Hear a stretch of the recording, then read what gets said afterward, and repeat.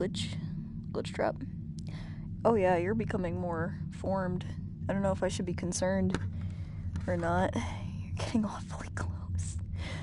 Some of your teeth are yellow. He has grills. Oh! Oh! Hello? God? Is that you?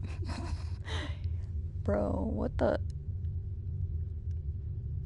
Are the curtains moving or am I high? Blink, motherfucker! You! Stop. Okay, let me get this shit done and done. It'd help if I had my book with me.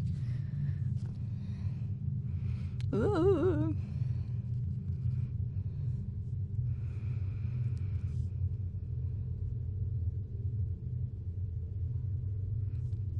Once again, I am hearing shit echoing in my right ear.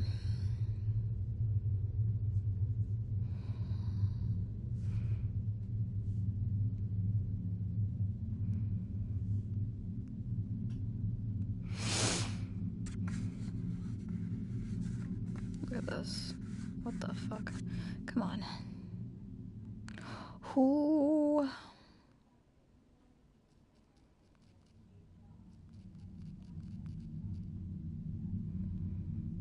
Okay. There we go.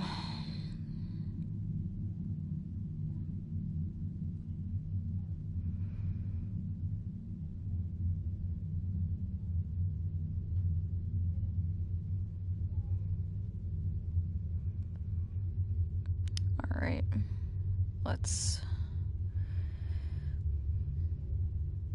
My video isn't loading. How odd.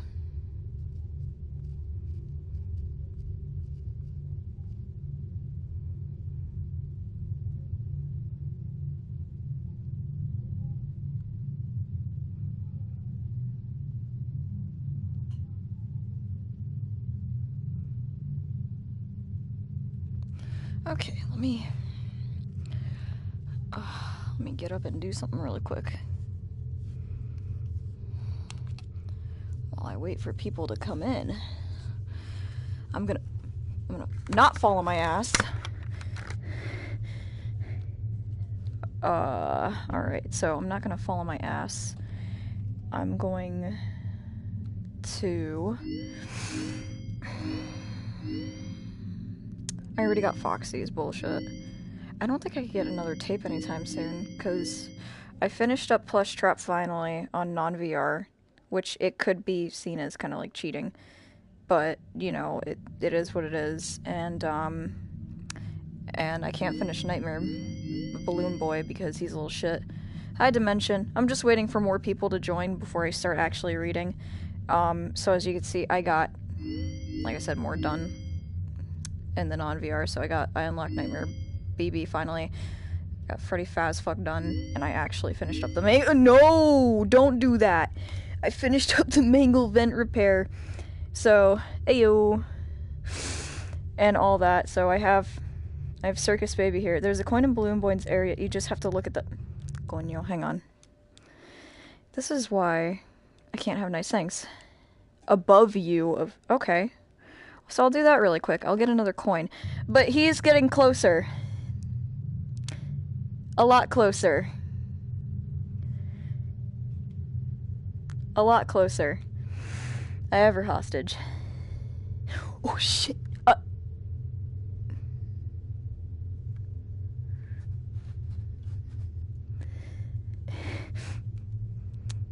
Whatever, fuck you. Alright, so I'm gonna grab that really quick then, and then I'll start reading. The bastard might be gone when I come back though, so that is what it is. And he's running on more frames. He's not lagging. He's here to pick up his daughter. He lost the custody battle. Oh, I see it. How do I get it? How do I get it? Do I have to shine my light on it? Shut the fuck up, Balloon Boy.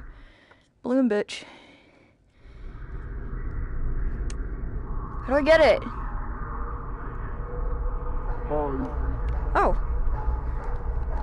Coño, carajo. Only sees her on weekends now. The balloon boy laugh timed in with mine, honestly. Alright, so I'll grab that later when my camera isn't shit. So, he took his daughter and left. What an asshole. So, I posted it in my Discord as I'm trying to eat the candy. How I went into the Foxy area, and to the left of my screen, like right in this area of my VR, I saw an open door. Like, it wasn't my bedroom door because I always keep it closed. Always. Even when I'm home, I keep it closed. And also, it was a dark oak door. And it was open. And it scared the shit out of me. I'm gonna check again. Because I'm gonna, like, if y'all see it too, you're just gonna hear me screaming. Oh, you're playing Metroid Hardcore. Alright, I'm just doing this so I could see. I swear to shit, y'all. Parts and Service. Foxy has been out of commission for quite some time. I don't see it this anymore. This series of simple repairs should return him to full working condition. Oh my god, I wish I had it fucking filmed, y'all. Because that was, like... That was scary. Oh, he's back. I don't have your kid. Hang on. I'll get something better. I will get something better.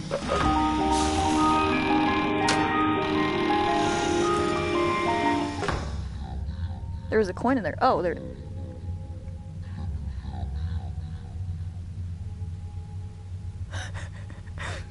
No! It's a deterrent. Okay. So, he left as soon as... He left as soon as he heard Charlie was coming. So... I scared the rabbit bitch. Alright. Let me just sit down and read the first chapter really quick, if I can find my bed. I found my bed. So like I said, the first chapter is fucking 33 pages long. Which I'm not. This ain't it. Ooh, my hands are useless. Sadly, Glitch Bitch is MIA. Which, yay, that's always fun. Thanks, Glitch Trap. Because I was gonna have the camera like this. But no. Of course not. I think he's more scared of Cassidy. I think he's scared of either. He's scared of any of the little crotch goblins that he's murked, honestly. If there was a Golden Freddy plush, I would totally put it, like, right in front of him. I would dangle it in front of him. Okay, that's actually terrifying.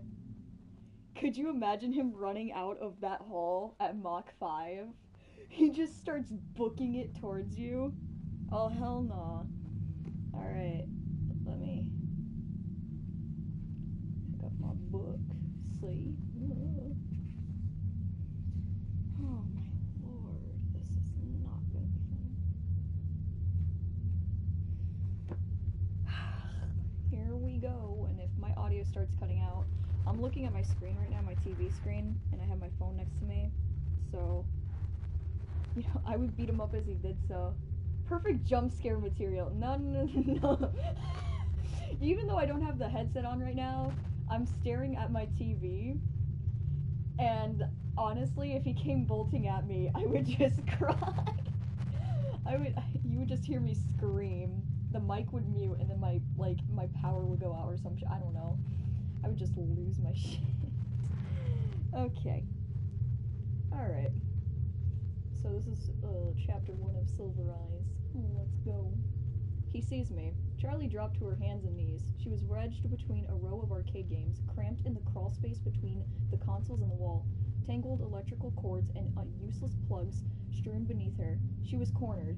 The only way out was past the thing, and she wasn't fast enough to make it. She could see him stalking back and forth, catching flickers of movement through the gaps between the games. There was scarcely enough room to move, but she tried to crawl backward. Her foot caught on a cord. She stopped, contorting herself to carefully dislodge it. She heard the clash of metal on metal, and the farthest console rocked back against the wall. He hit it again, shattering the display, then attacked the next, crashing against them almost rhythmically. Tearing through the machinery, coming closer. I have to get out. I have to. The panicked thought was of no help. There was no way out. Her arm ached, and she wanted to sob aloud. Blood soaked through the tattered bandage, and it seemed as though she could feel it draining out of her. The console a few feet away crashed against the wall, and Charlie flinched. He was getting closer. She could hear the grinding of gears and the clicking of servos, ever louder. Eyes closed, she could still see the way he looked at her, see the matted fur and the exposed metal beneath the synthetic flesh. Suddenly, the console in front of her was wrenched away. It toppled over, thrown down like a toy. The power cords beneath her hands and knees were yanked away, and Charlie slipped, almost falling. She caught herself and looked up just in time to see the downward swing of a hook. "Welcome to Hurricane Utah." Charlie smiled at the sign and kept driving. The world didn't look any different from one side of the sign to the other, but she felt a nervous anticipation as she passed it. She didn't recognize anything. Then again, she hadn't really expected to, not this far at the edge of town, where it was all highway and empty space. She wondered what the others would look like, who they were now. 10 years ago, they'd been best friends, and then it happened, and everything ended. At least for Charlie. She hadn't seen any of them since she was 7 years old. They had written all the time as kids, especially Marla, who wrote like she talked, fast and incoherent. But as they got older, they had grown apart. The letters had grown fewer and further between, and the conversations leading up to this trip had been perfunctory and full of awkward pauses. Charlie repeated their names as though to reassure herself that she still remembered them. Marla, Jessica, Lamar, Carlton, John, and Michael. Michael was the reason for this trip, after all. It was 10 years since he died, 10 years since it happened. And now his parents wanted them all together for the dedication ceremony. They wanted all his old friends there when they announced the scholarship they were creating in his name. Charlie knew it was a good thing to do, but the gathering still felt slightly... Ooh, hang on. Ooh, there we go. Okay, sorry about that, my fucking headphone fell. She shivered and turned down the air conditioning, even though she knew it was not cold. As she drove into the town center, Charlie began to recognize things. A few stores in the movie theater, which was now advertising the summer's blockbuster hit. She felt a brief moment of surprise, then smiled at herself. What did you expect? That the whole place would be unchanged? A monument to the monument of your departure, frozen forever in July 1985. Well, that was exactly what she had expected. She looked at her watch. Still a few hours to kill before they all met up. She thought about going to the movie, but she knew what she really wanted to do. Charlie made a left turn and headed out of town. 10 minutes later, she pulled to a stop and got out. The house loomed up before her, its dark outline a wound in the bright blue sky.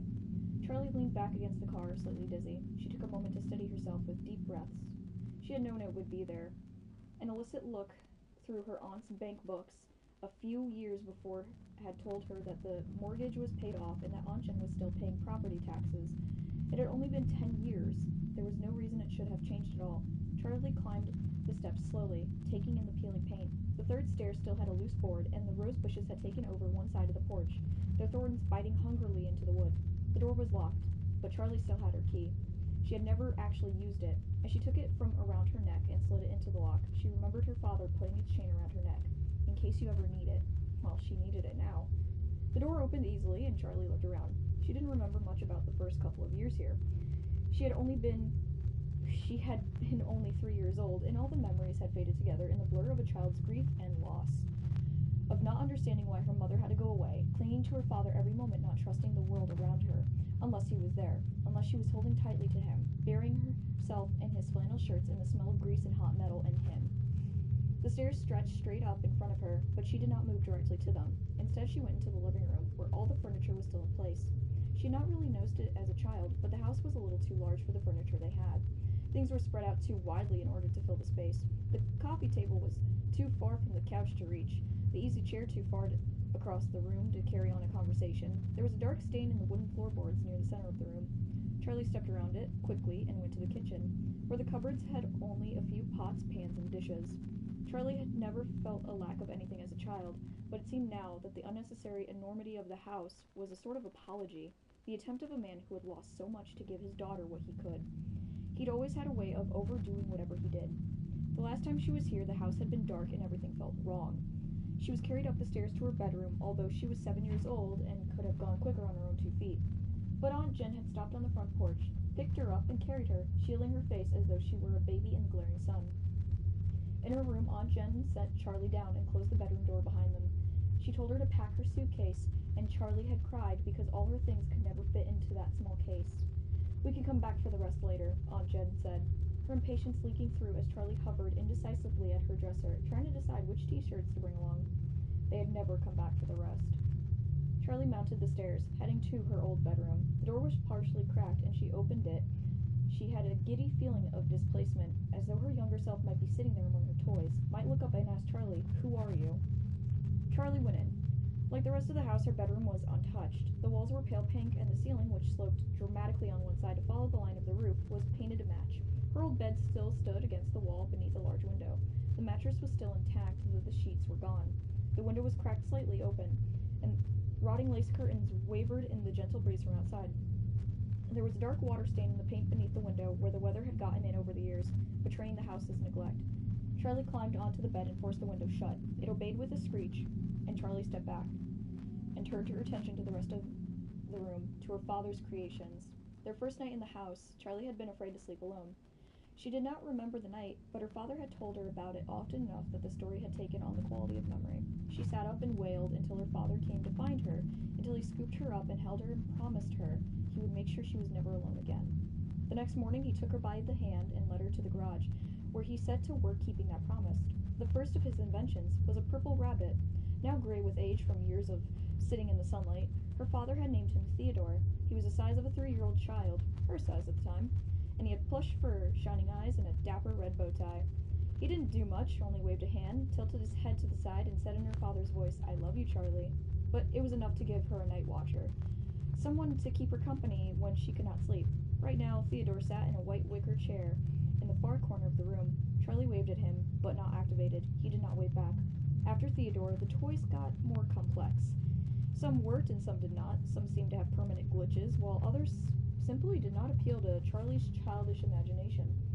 She knew her father took those back to his workshop and recycled them for parts, though she did not like to watch them be dismantled. But the ones that were kept, though she loved, they were here now, looking at her expectantly. Smiling, Charlie... Who texted me? Oh no. Hi, Cheese Man, welcome. Smiling, Charlie pushed a button beside her bed. It gave way swiftly, but nothing happened. She pushed it again, holding it down longer, and this time across the room, and with a weary creak of metal on metal, the unicorn began to move. The unicorn, Charlie had named him Stanley for some reason she could no longer remember, was made of metal and had been painted glossy white. He trundled around the room on a circular track, bobbing his head stiffly up and down. The track squealed as Stanley rounded the corner and came to a stop beside the bed. Charlie knelt beside him on the floor and patted his flank. His glossy paint was chipped and peeling, and his face had given over to rust. His eyes were lively, gazing out of the decay. "You need a new coat of paint, Stanley," Charlie said. The unicorn stared ahead, unresponsive. At the foot of the bed there was a wheel. Made of patched-together metal, it had always reminded her of something she might find on a submarine. Charlie turned it. It stuck for a moment, then gave way, rotating as it always did, and across the room, the smallest closet door swung open. Out sailed Ella on her track, a child-sized doll bearing a teacup and saucer in her tiny hands like an offering. Ella's plaid dress was still crisp, and her patent leather shoes still shone. Perhaps the closet had protected her from the damage of the dam. Charlie had an identical outfit back when she and Ella were the same height. "Hi, Ella," she said softly. As the wheel unwound, Ella retreated to the closet again, the door closing behind her. Charlie followed her. The closets had been built to align with the slant of the ceiling, and there were 3 of them. Ella lived in the short one, which is about 3.5 feet tall. Next to it was one a foot taller or so, and a third closet to the bedroom door was the same height as the rest of the room. She smiled, remembering. "Why do you have 3 closets?" John had demanded the first time he came over. She looked at him blankly, confused by the question. "'Cause that's how many there are," she said finally. She pointed defensively to the littlest one. "That one's Ella's anyway," she added. John nodded, satisfied. Charlie shook her head and opened the door to the middle closet, or tried to. The knob stopped with a jolt. It was locked. She rattled it a few times, but gave up without much conviction. She stayed crouched low to the floor and glanced up at the tallest closet, her big girl closet, that she would someday grow into. "You won't need it until you're bigger," her father would say, but that day never came. The door now hung open slightly, but Charlie didn't disturb it. It hadn't opened for her, it had only given way to time. As she moved to stand, she noticed something shiny, half hidden under the rim of the locked middle door. She leaned forward to pick it up. It looked like a broken-off piece of a circuit board. She smiled slightly. Nuts, bolts, scraps, and parts had turned up all over the place once upon a time. Her father always had stray parts in his pockets. He would carry around something he was working on, set it down and forget where it was, or worse, put something aside for safekeeping, never to be seen again. There was also a strand of her hair clinging to it. She unwound it carefully from the tiny lip of metal it was stuck on. Finally, as though she had been putting it off, Charlie crossed the room and picked up Theodore. His back had not faded in the sun like the front of his body, and it was the same rich dark purple she remembered. She pressed the button at the base of his neck, but he remained lifeless. His fur was threadbare, one ear hanging loose by a single rotting thread, and through the hole she could see the green plastic of a circuit board. Charlie held her breath, listening fearfully for something. You, the rabbit said with a barely audible halting noise, and Charlie set him down, her face hot and her chest pinched tight. She had not really expected to hear her father's voice again. I love you too. Charlie looked around the room. When she was a child, it had been her own magical world, and she was possessive of it. Only a few chosen friends were ever allowed inside. She went to her bed and set Stanley moving on his track again. She left, closing the door behind her before the little... I'm sorry, I thought I heard something. She left, closing the door behind her before the little unicorn came to a halt. She went out the back door to the driveway and stopped in front of the garage that had been her father's workshop. Half buried in the gravel, a few feet away, was a piece of metal, and Charlie went to pick it up. It was jointed in the middle, and she held it in her hands, smiling a little as she bent it back and forth. An elbow joint, she thought. I wonder who that was going to belong to. She had stood in this exact spot many times before. She closed her eyes, and the memory overwhelmed her. She was a little girl again, sitting on the floor of her father's workshop, playing with scraps of wood and metal as though they were toy blocks, trying to build a tower with the uneven pieces. The shop was hot, and she was sweaty, grime sticking to her legs as she sat in her shorts and sneakers. She could almost smell the sharp metallic odor of the soldering iron. Her father was nearby, never out of sight, working on Stanley the unicorn. Stanley's face was still unfinished, one side white and shining and friendly, with a gleaming brown eye that seemed almost to see. The other half of the toy's face was all exposed circuit boards and metal parts. Charlie's father looked at her and smiled, and she smiled back, beloved. In a darkened corner behind her father, barely visible, hung a jumble of metal limbs, a twisted skeleton with burning silver eyes. Every once in a while it gave an uncanny twitch.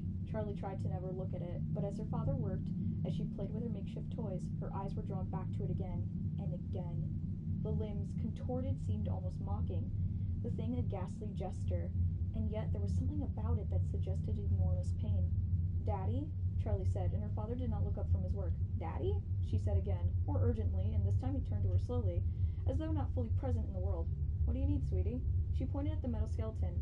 Does it hurt? She wanted to ask the question, but when she looked into her father's eyes, she found she could not. She shook her head. Nothing.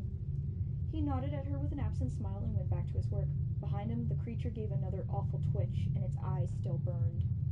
Charlie shivered and drew herself back to the present. She glanced behind her, feeling exposed. She looked down, and her gaze fixed on something. 3 widely spaced grooves in the ground. She knelt, thoughtfully, and ran her fingers over one of them. The gravel was scattered away, the marks worn heavily into the dirt, a camera tripod of some sort. It was the first unfamiliar thing she'd seen. The door to the workshop was cracked open slightly, inviting, but she felt no desire to go inside. Quickly, she headed back to her car, but she stopped as soon as she settled into the driver's seat. Her keys were gone, having probably fallen out of her pocket somewhere inside the house. She retraced her steps, merely glancing into the living room and kitchen before heading up to her bedroom.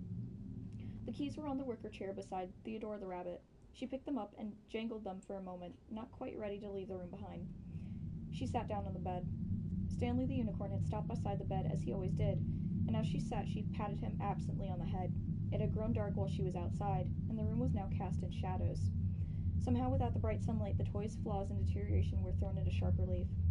Theodore's eyes no longer shone, and his thin fur and hanging ear made him look like a sickly vagabond. When she looked down at Stanley, the rust around his eyes made them look like hollow sockets, and his bared teeth, which she had always thought of as a smile, became the awful, knowing grin of a skull. Charlie stood up, careful not to touch him, and hurried toward the door, but her foot caught on the wheel beside the bed. She tripped on the tracks and fell sprawling to the floor. There was a whir of spinning metal, and she raised her head. A small pair of feet appeared under her nose, clad in shining patent leather. She looked up. There above her was Ella, staring down at her, silent and uninvited, her glassy eyes almost appearing to see. The teacup and saucer were held out before her with a military stiffness. Charlie got up cautiously, taking care not to disturb the doll. She left the room, stepping carefully to avoid accidentally activating any other toys. As Charlie went, Ella retreated to her closet, almost matching her pace. Charlie hurried down the stairs, seized by an urgency to get away. In the car, she fumbled the keys 3 times before sliding it into place. She backed too fast down the driveway, running recklessly over the grass of the front yard, and sped away. After about a mile, Charlie pulled over on the shoulder and turned the car off, staring straight ahead through the windshield, her eyes focused on nothing. She forced herself to breathe slowly. She reached up and adjusted the rearview mirror so she could see herself. She always expected to see pain, anger, and sorrow written on her face, but they never were. Her cheeks were pink and her round face almost looked cheerful, like always. Her first weeks living with Aunt Jen, she heard the same things over and over when Aunt Jen introduced her. What a pretty child, what a happy-looking child she is. Charlie always looked like she was about to smile, her brown eyes wide, sparkling, her thin mouth ready to curve up even when she wanted to sob. She ran her fingers through her light brown hair as though that would magically fix its slight frizziness and put the mirror back into position. She turned the car back on and searched for a radio station, hoping music might bring her fully back to reality. She flipped from station to station, not really hearing what any of them were playing, and finally settled on the AM broadcast, with a host who seemed to be yelling condescendingly at his audience. She had no idea what he was talking about, but the brash and annoying sound was enough to jar her back into the present. The clock in the car was always wrong, so she checked her watch. It was always time to meet her friends at the diner they had chosen, near the center of town. Charlie pulled back onto the road and drove, letting the sound of the angry talk radio host soothe her mind. When she reached the restaurant, Charlie pulled into the lot and stopped, but did not park. The front of the diner had a long picture window all across it, and she could see right inside. Though she had not seen them for years, it took her only a moment to spot her friends through the glass. Jessica was the easiest to pick out from the crowd. She always enclosed pictures with letters, and right now she looked exactly like her last photo. Even seated, she was clearly taller than either of the boys, and very thin. Though Charlie could not see her whole outfit, she was wearing a loose white shirt with an embroidered vest, and she had a brimmed hat perched on her glossy shoulder-length brown hair, with an enormous flower threatening to tip it off her head. She was gesturing excitedly about something as she spoke. The 2 boys were sitting next to each other, facing her. Carlton looked like an older version of his red-headed childhood self. He still had a bit of a baby face, but his features had refined, and his hair was carefully tousled and held in place by some hair product. He was almost pretty for a boy, and he wore a black workout shirt, though she doubted he'd ever worked out a day in his life. He slouched forward on the table, resting his chin in his hands. Beside him, John sat closest to the window. John had been the kind of child who got dirty before he even went outside. There would be paint on his shirt before the teacher handed out the watercolors, grass stains on his knees before they came near a playground, and dirt under his fingernails just after he washed his hands. Charlie knew it was him because it had to be, but he looked completely different. The garbiness of childhood had been replaced by something crisp and clean. He was wearing a neatly pressed light green button-down shirt, the sleeves rolled up and the collar open, preventing him from looking too uptight. He was leaning back confidently in the booth, nodding enthusiastically, apparently absorbed in whatever Jessica was saying. The only concession to his former self was his hair, sticking up all over his head, and he had a 5 o'clock shadow, a smug adult version of the dirt he was always covered in as a kid. Charlie smiled to herself. John had been something like her childhood crush before either of them really understood what that meant. He gave her cookies from his Transformers lunchbox, and once in kindergarten, he took the blame when she broke the glass jar that held colored beads for arts and crafts. She remembered the moment when it slipped from her hands and she watched it fall. She could have not moved fast enough to catch it, but she would not have tried. She wanted to see it break. The glass hit the wood floor and shattered into 1,000 pieces, and the beads scattered, many colored among the shards. She thought it was beautiful, and then she started to cry. John had a note sent home to his parents, and when she told him thank you, he had winked at her with an irony behind his ears and simply said, "For what?" After that, John was allowed to come to her room. She let him play with Stanley and Theodore, watching anxiously the first time he learned to press the buttons and make them move. She would be crushed if he didn't like them, knowing instinctively that it would make her think less of him. They were her family, but John was fascinated as soon as he saw them. He loved her mechanical toys, and so she loved him. 2 years later, behind a tree beside her father's workshop, she almost let him kiss her, and then it happened, and everything ended. At least for Charlie. Charlie shook herself, forcing her mind back to the present. Looking again at Jessica's polished appearance, she glanced down at herself. Purple t-shirt, denim jacket, black jeans, and combat boots. It had felt like a good choice this morning, but now she'd wish she had chosen something else. "This is all you ever wear," she reminded herself. She parked and locked the car behind her, even though people in Hurricane did not usually lock their cars. Then she went into the diner to meet her friends for the first time in 10 years. The warmth, noise, and light of the restaurant hit her in a wave as she entered. For a moment she was overwhelmed, but Jessica saw her pause in the doorway and shouted her name. Charlie smiled and went over. "Hey," she said awkwardly, flicking her eyes at each of them but not fully making contact. Jessica scooted over on the red vinyl bench and patted the seat beside her. "Here, sit," she said. "I was just telling John and Carlton about my glamorous life." She rolled her eyes as she said it, managing to convey both self-deprecation and the sense that her life was truly something exciting. "Did you know Jessica lives in New York?" Carlton said. There was something careful about the way he spoke, like he was thinking about his words before he formed them. John was silent, but he smiled at Charlie anxiously. Jessica rolled her eyes again, and with a flash of deja vu, Charlie suddenly recalled this had been a habit even when they were children. 8 million people live in New York, Carlton. It's not exactly an achievement, Jessica said. Carlton shrugged. "I've never been anywhere," he said. "I didn't know you still lived in town," Charlie said. "Where else am I going to live? My family has been here since 1896, he added, deepening his voice to mimic his father. "Is that even true?" Charlie asked. "I don't know," Carlton said in his own register. "Could be. Dad ran for mayor 2 years ago. I mean, he lost, but still, who runs for mayor?" He made a face. "I swear, the day I turn 18, I am out of here." "Where are you gonna go?" John asked, looking seriously at Carlton. Carlton met his eyes, just as serious for a moment. Abruptly, he broke away and pointed out the window, closing one eye as if to get his aim true. John raised an eyebrow as he looked out the window, trying to follow the line Carlton was pointing to. Charlie looked too. Carlton wasn't pointing at anything. John opened his mouth to say something, but Carlton interrupted. "Or," he said as he smoothly pointed in the opposite direction. "Okay," John scratched his head, looking slightly embarrassed. "Anywhere, right?" he added with a laugh. "Where's everyone else?" Charlie asked, peering out the window and searching for the parking lot of the new arrivals. "Tomorrow," John said. "They're coming tomorrow morning." Jessica jumped in to clarify. "Marla's bringing her little brother. Can you believe it?" "Jason?" Charlie smiled. She remembered Jason as a little bundle of blankets with a tiny red face peeking out. "I mean, who wants a baby around?" Jessica adjusted her hat primly. "I'm pretty sure he's not a baby anymore," Charlie said, stifling a laugh. "Practically a baby," Jessica said. "Anyway, I booked us a room at the motel down by the highway. It was all I could find. The boys are staying with Carlton." "Okay," Charlie said. She was vaguely impressed by Jessica's organization, but she wasn't happy about the plan. She was loath to share a room with Jessica, who now seemed like a stranger. Jessica had become the kind of girl who intimidated her, polished and immaculate, speaking as though she had everything in life figured out. For a moment, Charlie considered going back to her old house for the night, but as soon as she thought it, the idea repelled her. That house, at night, was no longer the province of the living. "Don't be dramatic," she scolded herself. But now John was speaking. He had a way of commanding attention with his voice, probably because he spoke less often than everyone else. He spent most of his time listening, but not out of reticence. He was gathering information, speaking only when he had wisdom or sarcasm to dispense. Often it was both at once. "Does anyone know what's happening tomorrow?" They were all silent for a moment, and the waitress took the opportunity to come over for their order. Charlie flipped quickly through the menu, her eyes not really focusing on the words. Her turn to order came much faster than she was expecting, and she froze. "Eggs?"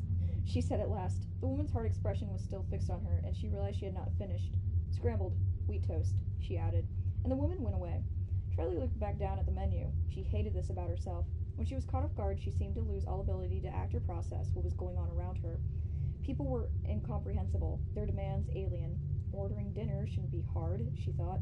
The others had begun their conversation again, and she turned her attention to them, feeling like she had fallen behind. "What do we even say to his parents?" Jessica was saying. "Carlton, do you ever see them?" Charlie asked. "Not really," he said. "Around, I guess. Sometimes." "I'm surprised they stayed in Hurricane," Jessica said with a note of worldly disapproval in her voice. Charlie said nothing, but she thought, how could they not? His body had never been found. How could they not have secretly hoped he might come home, no matter how impossible they knew it was? How could they leave the only home Michael knew? It was mean, really, finally giving up on him. Maybe that was what the scholarship was, an admission that he was never coming home. Charlie was acutely aware that they were in a public place, where talking about Michael felt inappropriate. They were, in a sense, both insiders and outsiders. They had been closer to Michael, probably more than anyone in this restaurant, but with the exception of Carlton, they were no longer from Hurricane. They did not belong. She saw the tears falling on her paper placement before she felt them, and she hurriedly wiped her eyes, looking down and hoping no one had noticed. When she looked up, John appeared to be studying his silverware, but she knew he had seen. She was grateful to him for not trying to offer comfort. "John, do you still write?" Charlie asked. John had declared himself an author when they were about 6, having learned to read and write when he was 4, a year ahead of the rest of them. At the age of 7, he completed his first novel and pressed his poorly spelled illustrated creation on his friends and family, demanding reviews. Charlie remembered that she had given him only 2 stars. John laughed at the question. "I actually do my E's the right way these days," he said. "I can't believe you remember that." "But I do actually, yeah." He stopped, clearly wanting to say more. "What do you write?" Carlton obliged, and John looked down at his placement, speaking mostly to the table. Short stories, mostly. I actually had one published last year. I mean, it was just in a magazine, nothing big." They all made suitable noises of being impressed, and he looked up again, embarrassed but pleased. "What was the story about?" Charlie asked. John hesitated, but before he could speak or decide not to, the waitress returned with their food. They had all ordered from the breakfast menu: coffee, eggs, and bacon, blueberry pancakes for Carlton. The brightly colored food looked hopeful, like a fresh start to the day. Charlie took a bite of her toast, and they all ate silently for a moment. "Hey, Carlton," John said suddenly. "Whatever happened to Freddy's, anyway?" There was a brief hush. Carlton looked nervously at Charlie and Jessica stared up at the ceiling. John flushed red, and Charlie spoke hastily. "It's okay, Carlton. I'd like to know." Carlton shrugged, stabbing at his pancake nervously with his fork. "They built over it." "What did they build?" Jessica asked. "Is there something else there now? Was it built over or just torn down?" John asked. Carlton shrugged again, quick like a nervous tick. "Like I said, I don't know. It's too far back from the road to see, and I haven't exactly investigated. It might have been leased to someone, but I don't know what they did. It's all been blocked off for years, under construction. You can't even tell if the building is still there."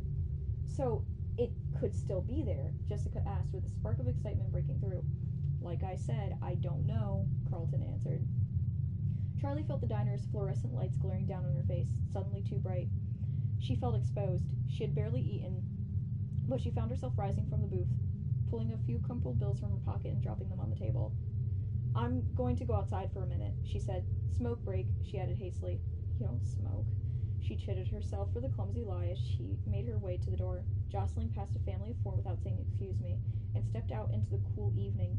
She walked to her car and sat on the hood, the metal denting slightly under her weight. She took in breaths of the cool air as if it were water and closed her eyes.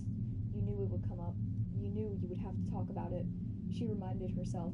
She had practiced on the drive here, had forced herself to think back to happy memories, to smile and say, "Remember when." She thought she was prepared for this, but of course she had been wrong. Why else would she have run out of the restaurant like a child? "Charlie?"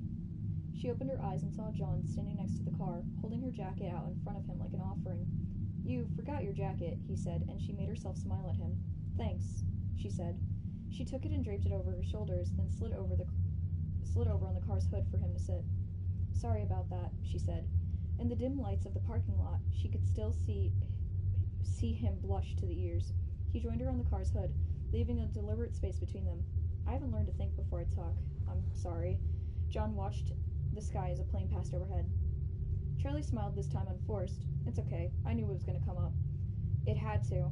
It sounds stupid, but I never think about it. I don't let myself.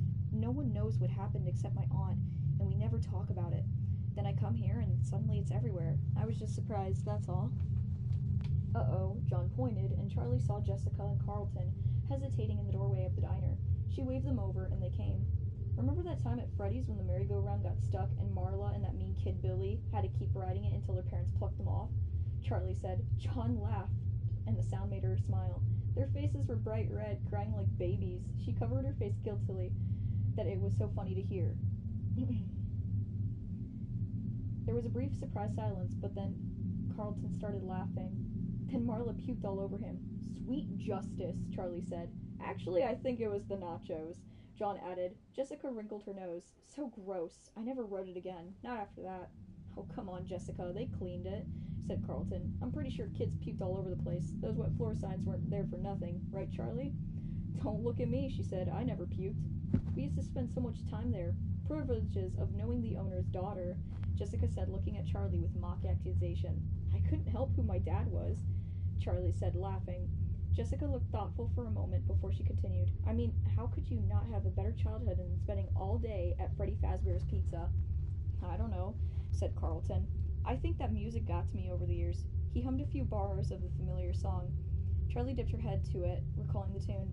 I love those animals so much, Jessica said suddenly. What's the proper term for them? Animals? Robots? Mascots? I think those are all accurate. Charlie leaned back. Well, anyways, I used to go and talk to the bunny. What was his name? Bonnie, Charlie said. Yeah, said Jessica. I used to complain to him about my parents. I always thought he had an understanding look about him. Carlton laughed. Animatronic therapy, recommended by 6 out of 7 crazy people. Shut up, Jessica retorted. I knew he wasn't real. I just liked talking to him. Charlie smiled a little. I remember that, she said. Jessica in her prim little dresses, her brown hair in 2 tight braids like a little kid out of an old book, walking up to the stage when the show was over, whispering earnestly to the life-size animatronic rabbit.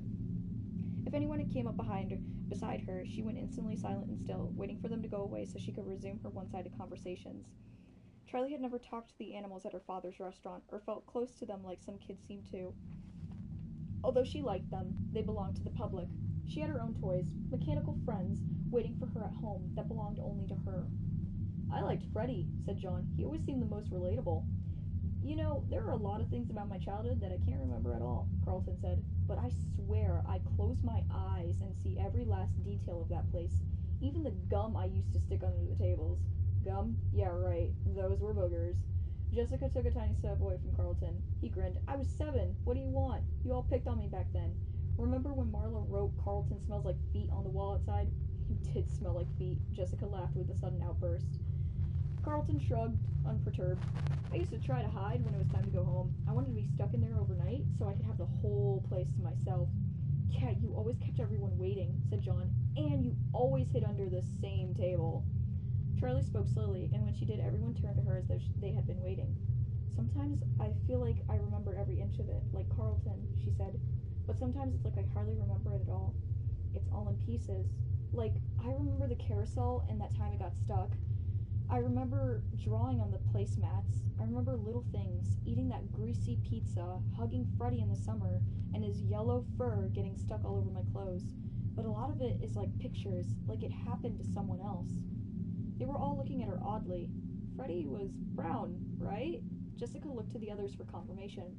I guess you really don't remember it all that well after all, Carlton teased Charlie, and she laughed briefly. Right, I meant brown, she said. Brown. Freddy was brown. Of course he was. She could see him in her mind now, but somewhere in the depths of her recall there was a flash of something else. Carlton launched into another story, and Charlie tried to turn her attention to him, but there was something disturbing, worrisome about that lapse in memory. It was 10 years ago. It's not like you've got dementia at 17, she told herself, but it was such a basic detail to have misremembered. Out of the corner of her eye, she caught John looking at her, a pensive expression on his face, as though she had something important. You really don't know what happened to it? She asked Carlton with more urgency in her voice than she intended. He stopped talking, surprised. Sorry, she said. I didn't mean to interrupt you. It's okay, he said, but yeah, or no, I really don't know what happened. How can you not know? You live here. Charlie, come on, said John. It's not like I hang around that part of town. Things are different. The town has grown, Carlton said mildly, seeming unruffled by her outburst. And I honestly don't look for reasons to go around there. You know, why would I? There isn't any reason anymore. We should go there, John said suddenly. And Charlie's heart skipped. Carlton looked nervously at Charlie. What? Seriously? It's a mess. I don't know if you can even get to it. Charlie found herself nodding. She felt as though she had spent the whole day weighed down by memory, seeing everything through a filter of years, and now she felt suddenly alert, her mind fully present. She wanted to go. Let's do it, she said. Even if there's nothing there, I want to see. They were all silent. Suddenly John smiled with a reckless confidence. Yeah, let's do it. Oh my god, that was chapter 1.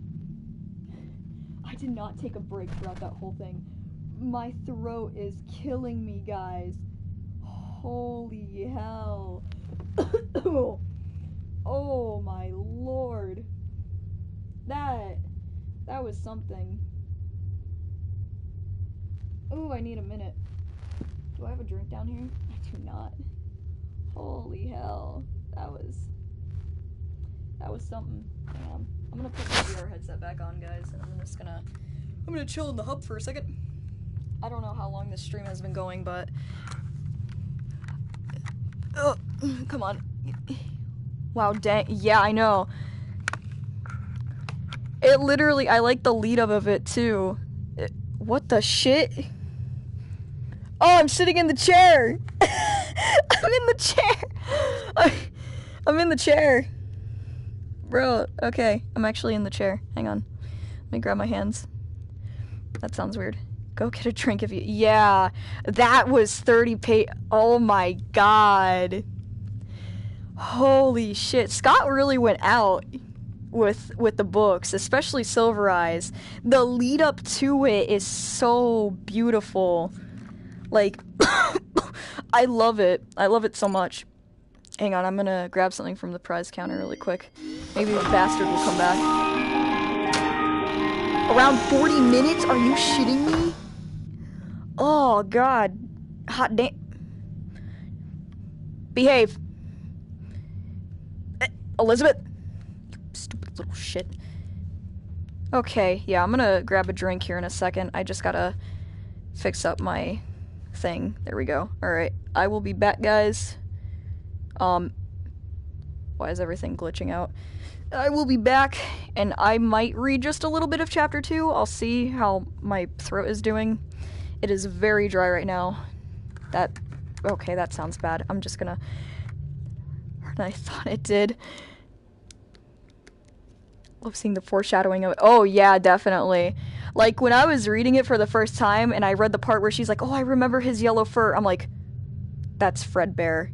That's fucking Fredbear. I was like, oh no, it's going back. A lot of the kids' names, like the missing kids, especially, you know, one of them has a new name, which is Michael. That had me confused, because I'm like, what? And it still doesn't make sense. Like, once I get further in the readings, you guys are gonna go, huh? Like, why the fuck? I don't know why Scott did it, but Scott does things for reasons that are unknown, so I'm gonna set this down. And I will be back. Holy shit.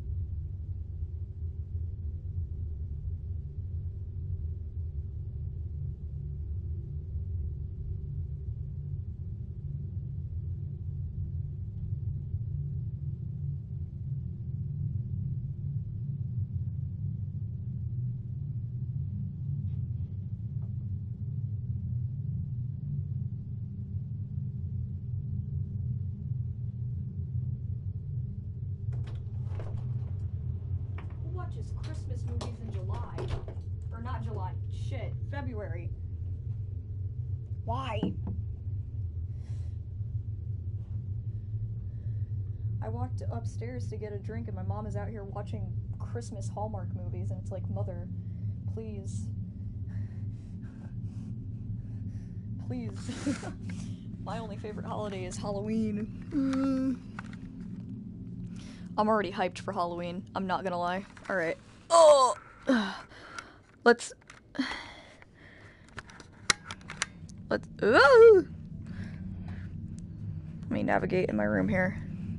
Let's play a quick game really quick of whatever. Holy hell. Maybe if I... Alright, testing. Yeet!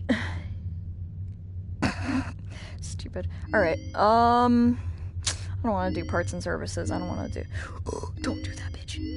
Thinking about the Halloween costume or... Yes. I can't wait to go back to work, because I work, seasonal at a haunted house, so I'm hyped. Let's try FNAF 1. Since we're, you know, reading the Silver Eyes, and that's the place that they're talking about. If you saw the large thing I placed in... I did. I mean, I like it. I just like hearing people. I can't hear. Hang on. Whoa. I can't even. Are you serious? Hang on a minute, guys. I'm sorry, that bear just looks stupid. Oh yeah, there's no way in hell I'm gonna be able to play this because right where the door was, that's where my actual door is. So that shit gonna hurt. Maybe, can I? Please, please, please, please, please. Okay. Okay, there we go. I'm fixing it, guys. Hang on. Because my PS4 camera... I don't know what's up with my VR, but it is, like, stupid.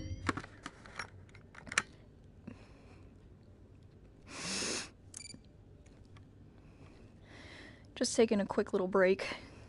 It's been a while since I played FNAF 2 to begin with, so I'm probably gonna... Oh, hell to the Coño! Hello? Hello? I'm already shaking, y'all. Hello and welcome to your new summer job at the new and improved Freddy Fazbear's Pizza. I'm here to talk you through some of the things you can expect to see Where's the puppet? in your first week here and to help you get started down this new and exciting career path. Now, I want you to forget anything you may have heard about the old location, you know. Some people still have a somewhat negative impression of the company. That old restaurant was kind of left to rot for quite a while, but I want to reassure you, Fazbear Entertainment is committed to family fun and above all, safety. They've spent a small fortune on these new animatronics. Facial recognition, advanced mobility, they even let them walk around during the day. That's stupid. That neat. Oh, hell no! To the no. Some kind of criminal database so they can detect a predator a mile away. Heck, we should be paying them to guard you. Now that being said, no new systems. Toy Chica kind of looking. Okay, I'm gonna shut my mouth. Actually, no, I need to hear you. Work at that location. The first guy finished his week, but complained about conditions. We switched him over to the day shift. So, hey, lucky you, right?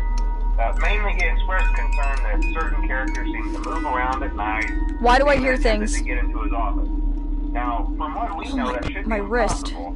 That restaurant should be the safest place on Earth. So while our engineers don't really have an explanation for this, the working theory is that that's such the ass. robots were never given a proper night mode. So when it gets quiet, they think they're in the wrong room. So then they go try to find where the people are. Coño! So our temporary solution is this. There's a music box over by the prize counter, and it's rigged to be wound up remotely. So just every once in a while, switch over to the prize counter video feed and wind it up for a few seconds. Please go away. It doesn't seem to affect all of the animatronics, but it does affect one of them. And as for the rest of them, we haven't... You are creepy! You see, there may be a minor... The chicken is gone!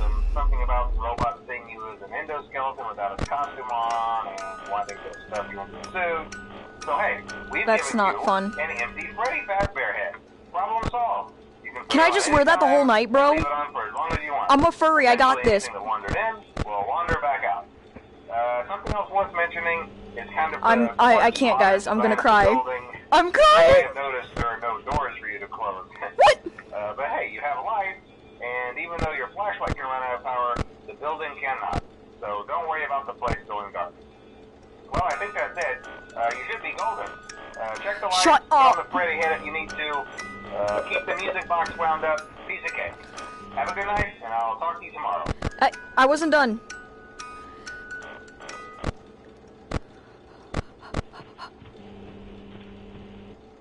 Please.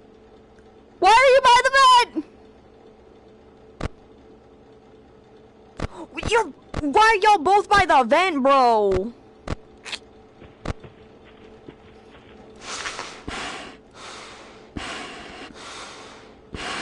How do I take it off?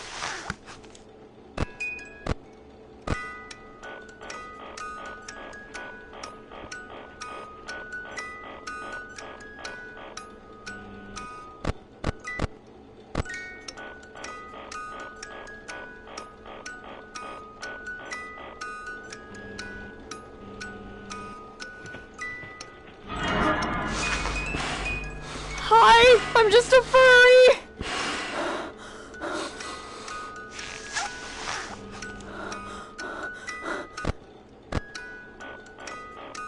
Bro, I totally would rock this job because I would come in with my fursuit if the minute they told me that, I'd be in my fursuit.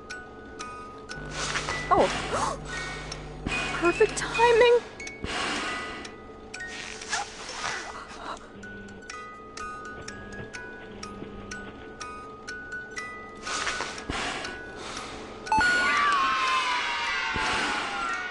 Can I...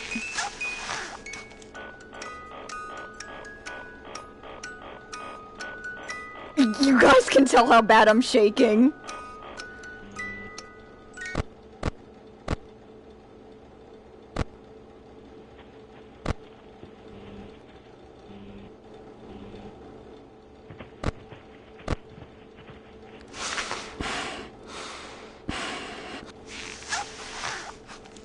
Would this be considered cheating?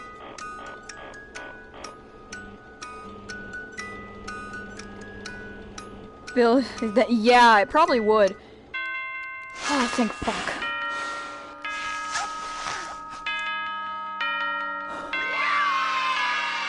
There's some fursuit heads, though, that you can't see from, like... Wait till my hands appear again. From, like, here down, though, so... The one that I wore was pretty... It was really good. Yo! Is this a fudge bar? I love chocolate. Oh my god.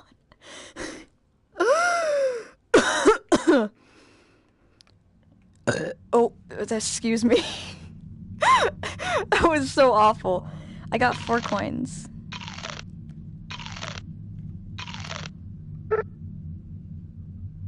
I'm depressed. My Freddy Fudge Bear. My thoughts? I mean, I don't...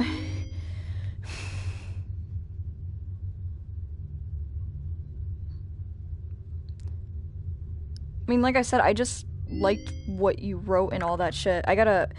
My thing is, I also reread it like 3 times at like 3 in the morning last night because I woke up early. I literally woke up at 3 in the morning. So, for whatever reason lately, my brain has not been processing stuff that I read. I think I actually need sleep. And hang on. Oh, okay. But yeah, what I could remember is I did like it. And honestly, I agree. And here I go! Holy shit. Holy shit. Pennywise! Pennywise and Five Nights at Freddy's confirmed.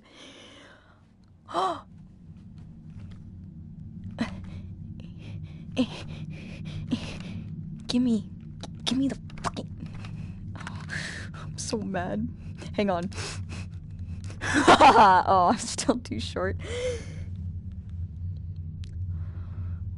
I want... Wait, there's no Big Bonnie plush? There's no Big Bonnie plush. You know what? The Bonnie plush is Glitch Trap. He's the Big Bonnie plush. I'm cuddling him. There's a tape in... Oh, yeah, no, I already got the tape here, and I got the tape over there. I got jump scared. I already got those tapes over there. Glitch Trap, get your child. Alright,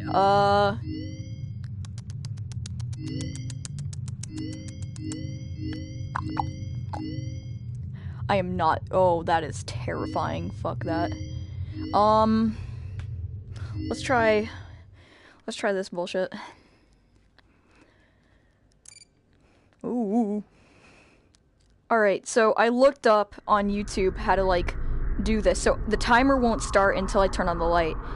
But basically, you turn on the light, you wait till you hear him plop. Plop once, scurry, double plop, scurry, and then double plop. Offer, yeah.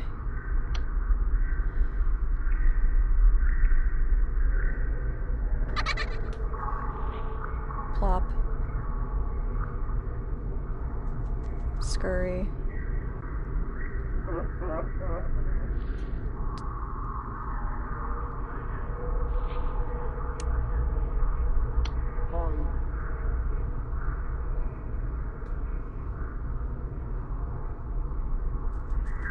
Scurry.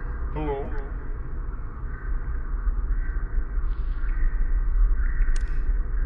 What? That was the double plop!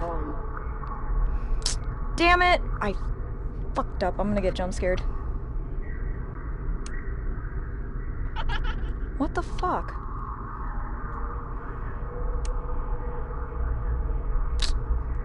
Pendejo. Cállate la boca. You son of a whore. My hands are sweaty. Well, I fucked that one up.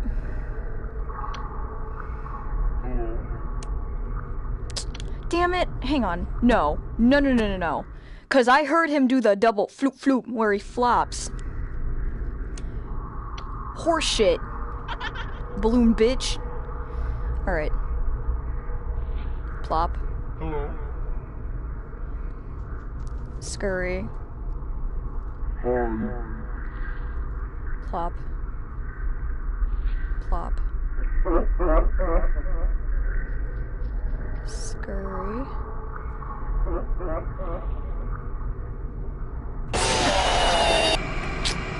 Fuck, I timed it wrong. Ow! Oh, I stepped on something sharp. What did I step on? Tequila! Your hay! Yeah, nothing can harm you in the game, but in real life. Oh, I stepped on your hay, dude. Why do you throw it outside your cage? Holy shit. Uh-oh. Oh my god. That hurt. I always get hurt playing VR. It never fails. Alright, plop. That was a plop. Scurry.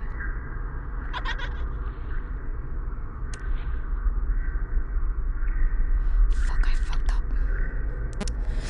Once more. I will give it once more and then I'll read chapter 2.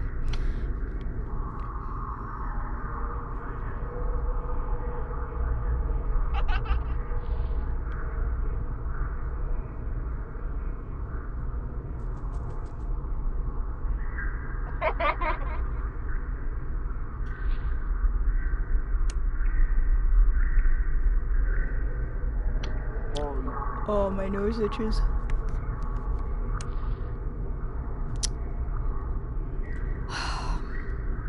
Hello. Hello? Why do you sound like a stoner, bro? 1, 2, 3, 4. Wait up! Hi. Blink! Stupid. Eh. I'm just mad. I'm just so mad, man. He's just standing there! Menacingly! Yeah, where have you been? I had your kid. That sounds weird. Are you gonna be here for chapter 2? Little bastard. I'm gonna go grab your demon child. You sit. Menacingly. Yeah, he... Could you imagine he just turns around and T-poses at you instead? Alright, I have your kid. Yes, why are you waving now? Nice. Alright, so Charlie... Wow. Elizabeth is gonna sit right here. Yes, I can hear you. I'm gonna sit right... I can't wait till I get all the tapes and he deadass will just be right here so I could turn around and just smack his ass. I mean, shh, nobody say anything. He's just... His teeth are yellow. He has grills. Oh, I need to go to bed. Okay, let me get my book again, and now that glitch bitch is here, we're gonna... Jesus, look at those low frame. I know. Oh no, I'm out of the play area. Grab his thigh. Don't. Oh my god, get the fuck out of here with that porn bullshit. Don't talk to me about them thick thigh. Damn. Hasn't brushed them since the 80s. Piss fungus. Earth didn't know. Look at him. I went to point with my actual hand like you guys can see. I'm so stupid. He's waving at his daughter. Yo, one eye is looking at me. He got the lazy. He'd be like, look me in the eye and tell me you love me. Me, which eye? Alright, let me remove that. Ooh, piss fungus. Who's texting me? Oh. Alright, let's get to chapter 2. And, ooh, something bit me. Alright, chapter 2 of this bullshit. And finally we have Glitchy. So, babysit the rabbit man. You all have permission to tase him in his balls if he does something wrong. Why did he stop waving? He stopped waving as soon as I said that. He's like, oh no. He just... That's terrifying on my TV. No. I'm scared. Okay. Let's get into it. Chapter 2 is long as hell for whatever reason. It's almost 40 pages. Okay. Here we go. Alright. Charlie pulled to a stop, feeling the soft give of dirt under her tires, and turned off the car. She got out and surveyed their surroundings. The sky was a rich, dark blue, the last trails of the sunset streaking off to the west. The parking lot was unpaved, and before them lay a sprawling monster of a building, a rising acre of glass and concrete. There were lamps in the parking lot that had never been used, and no lights shone out onto the lot. The building itself looked like an abandoned sanctuary, entombed in black trees amid the distant roar of civilization. She looked at Jessica in the passenger seat, who was craning her neck out the window. Is this the right place? Jessica asked. Charlie shook her head slowly, not quite certain what she was seeing. I don't know, she whispered. Charlie got out of the car and stood in silence as John and Carlton pulled up beside her. What is this? John stepped out of the car cautiously and stared blankly at the monument. Does anyone have a flashlight? He looked at each of them. Carlton held up his keychain and waved around the feeble glow of a pen light for a minute. Great, John muttered, walking away with resignation. Hold on a sec, Charlie said and went around to her trunk. My aunt makes me carry around a bunch of stuff for emergencies. Aunt Jen, loving but severe, had taught Charlie self-reliance above almost anything else. Before she let Charlie have her old blue Honda, she had insisted that Charlie knew how to change a tire, check the oil, and know the basic parts of the engine. In the trunk, in a black box tucked in next to the jack, spare tire and small crowbar, she had a blanket, a heavy police-issue flashlight, bottled water, granola bars, matches, and emergency flares. Charlie grabbed the flashlight, Carlton grabbed a granola bar. Almost by silent agreement, they began to walk to the building's perimeter, Charlie holding up the light in a steady beam in front of them.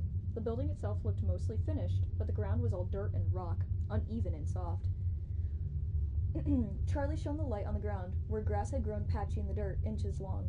No one has been digging for a while, Charlie said. The place was massive. When I heard Honda, oh my god. I'm sorry, I just looked down. Yeah, the Wings of Fire dragons. Could you imagine a dragon in a fucking Honda? I'm drawing that now. I can't draw cars for the life, to save my life, but I'm drawing a dragon in a Honda. No one has been digging for a while, Charlie said. The place was massive, and it took a long time to circumnavigate. It wasn't long before the rich blue of the evening was overtaken by a blanket of scattered silver clouds and stars. The surfaces of the building were all the same smooth beige concrete, with windows too high up on the walls to see inside. Did they really build this whole thing and then just leave? Jessica said. Carlton, said John, you really don't know anything about what happened? Carlton shrugged expansively. I told you, I knew there was construction, but I don't know anything else. Why would they do this? John seemed almost paranoid, scouting the trees as though eyes might be looking back at him. It just goes on and on. He squinted, gazing along the outside wall of the building, which seemed to stretch endlessly into the distance. He glanced back to the trees as if making sure they hadn't missed a building somehow. No, it was here.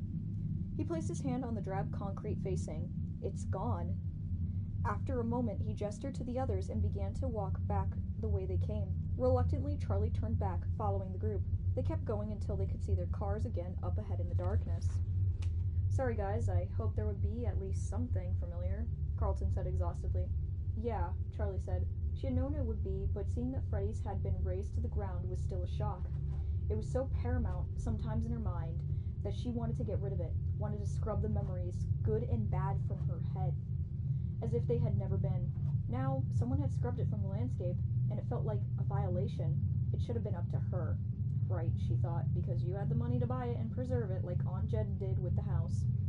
"Charlie," John was saying her name, and it sounded like he was repeating it. "Sorry," she said. "What were you saying?" "Do you want to go inside?" Jessica asked. Charlie was surprised they were only now considering this, but then again, none of them were usually prone to criminal activity. They thought it was a release, and she took a deep breath, speaking on her exhale. "Tequila! Hey! Stop it! Bad chinchilla! Oh my god. Why not?" she said. I am so sorry for his rambunctious little self. "Tequila! Can you not? Thank you."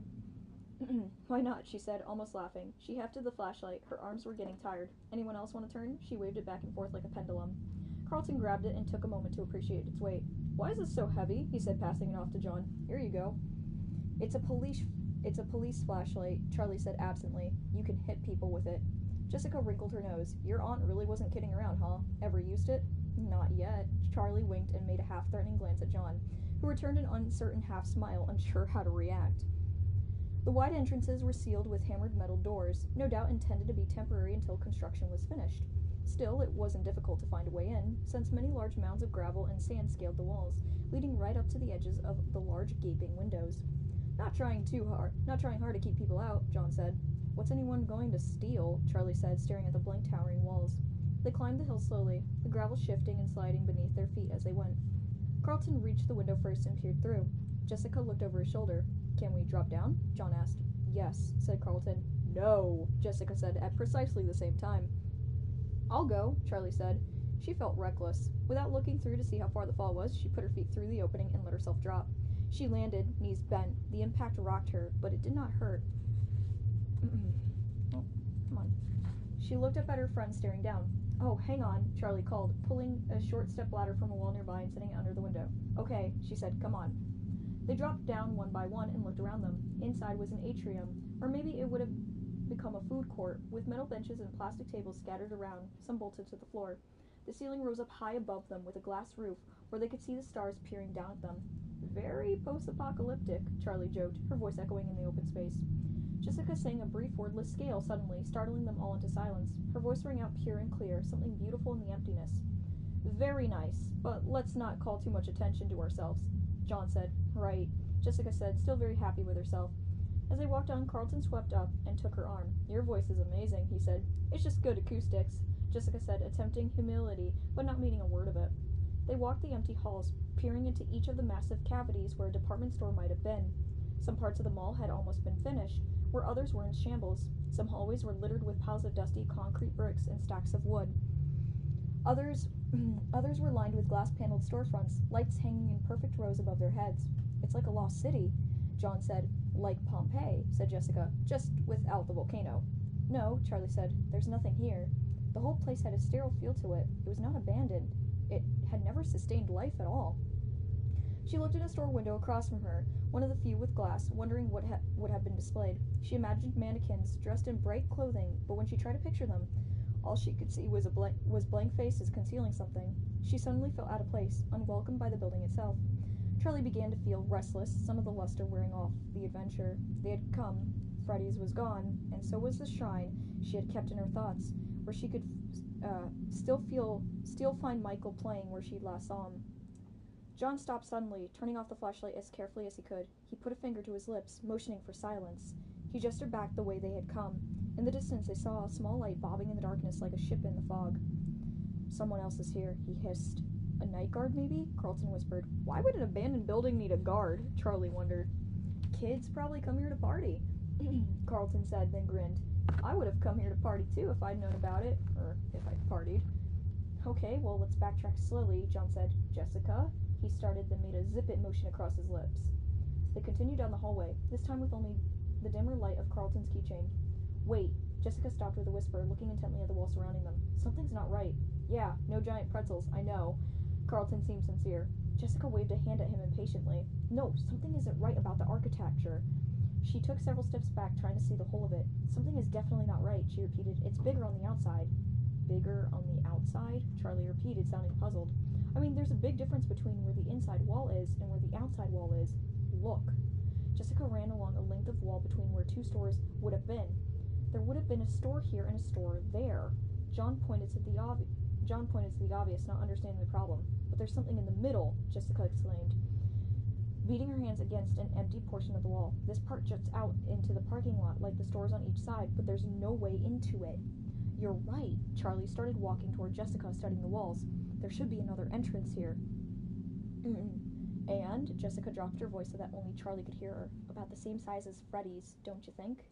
Charlie's eyes widened and she took a quick step back from Jessica. What are you two whispering about? Carlton stepped closer. We're talking about you, Jessica said sharply, and they walked into one of the vacant department stores that seemed to sandwich the sealed space. Come on, she said, let's take a look. They started combing the wall as a group clustered around the tiny light. Charlie was not sure what to hope for. Aunt Jen had warned her about coming back. She didn't encourage Charlie to skip the memorial, not directly, but she wasn't pleased that Charlie was returning to Hurricane. Just be careful, Aunt Jen had said. Some things, some memories, are best left undisturbed. Is that why you kept Dad's house? Charlie thought now. Is that why you kept paying for it, leaving it untouched like some kind of shrine, but never visiting? Hey! John was gesturing wildly, running inside to catch up to the rest of them. Hide! The light was out in the hall again, bobbing up and down, and it was coming closer. Charlie glanced around. They were already too deep inside the massive store to get out in time, and there seemed to be nowhere to hide. Here, Jessica whispered. There was a break in the wall beside a rig of scaffolding, and they hurried into it, squeezing past stacks of open boxes and sheets of plastic hanging from the ceiling. They made their way down what appeared to be a makeshift hallway just on the other side of the department store wall. It was really more like an alley. Oh my god, hang on guys. I need another drink.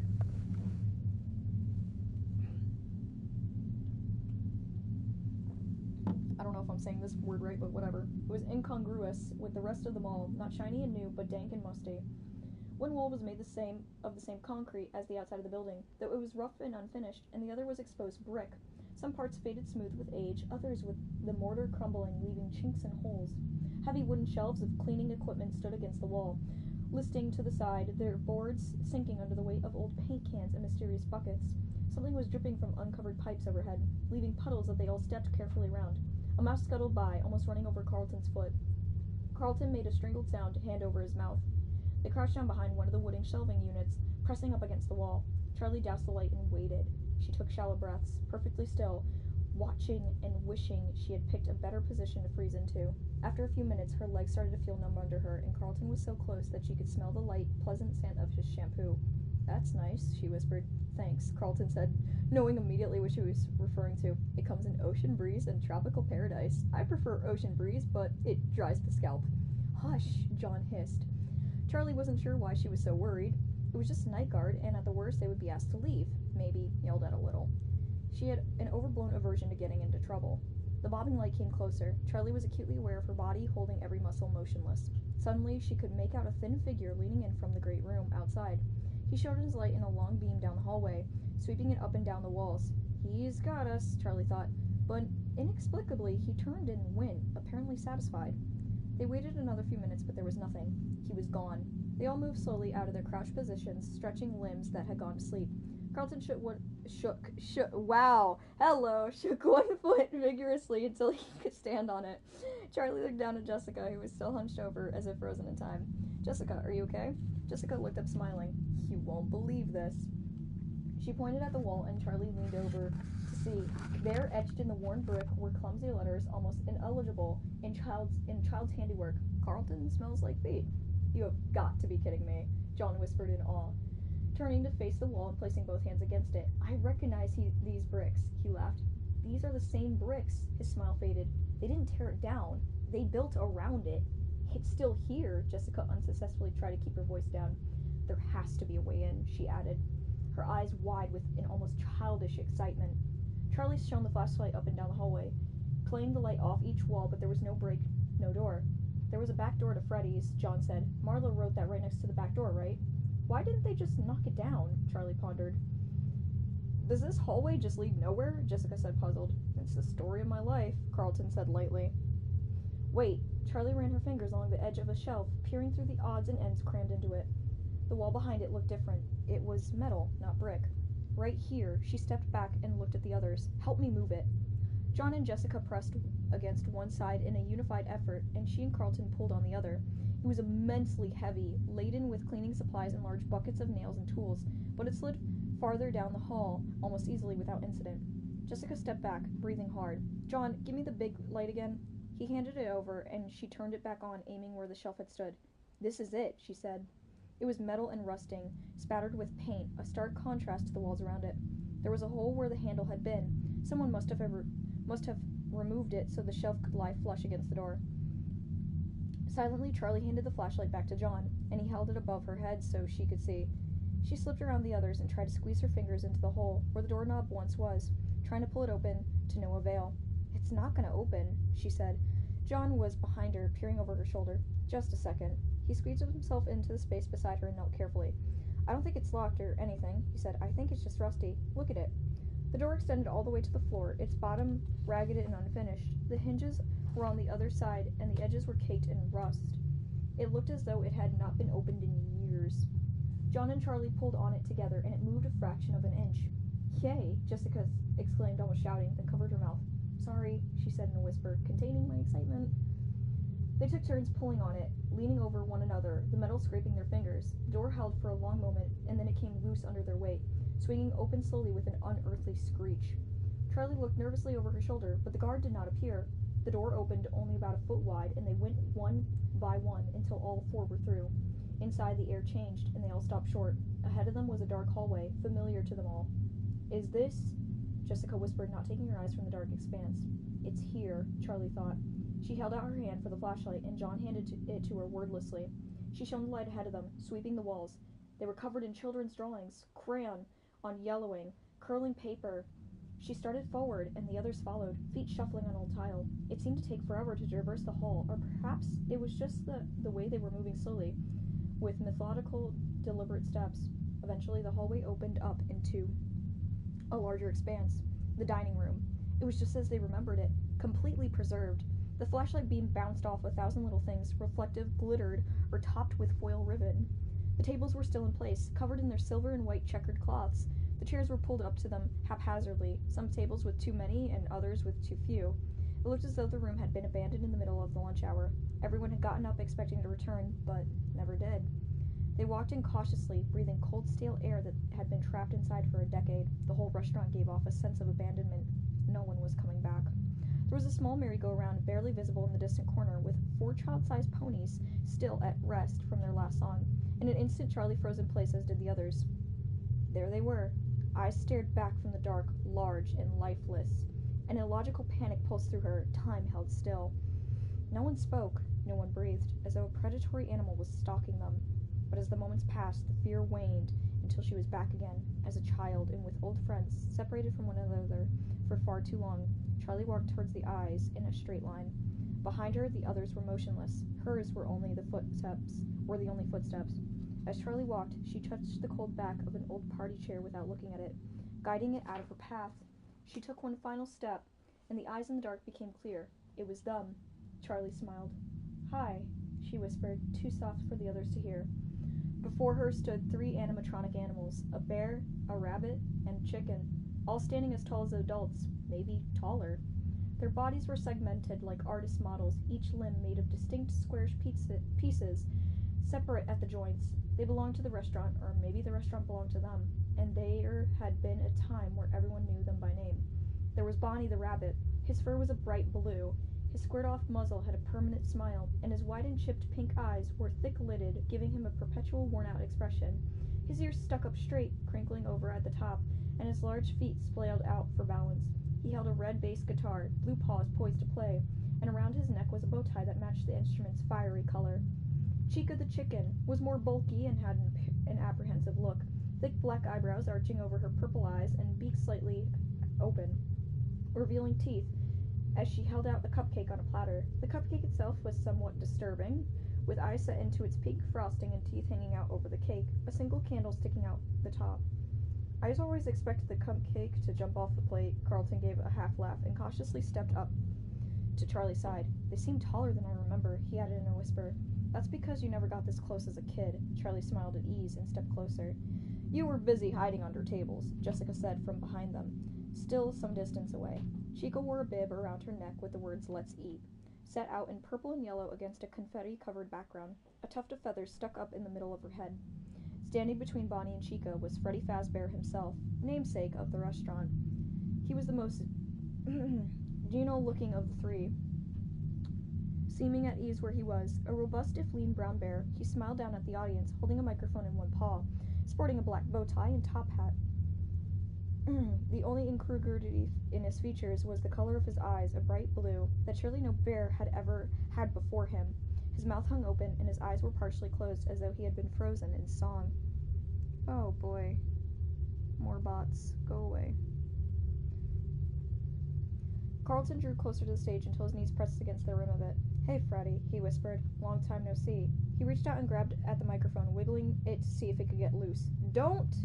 Charlie blurted, looking up into Freddie's fixed gaze as though making sure he hadn't noticed.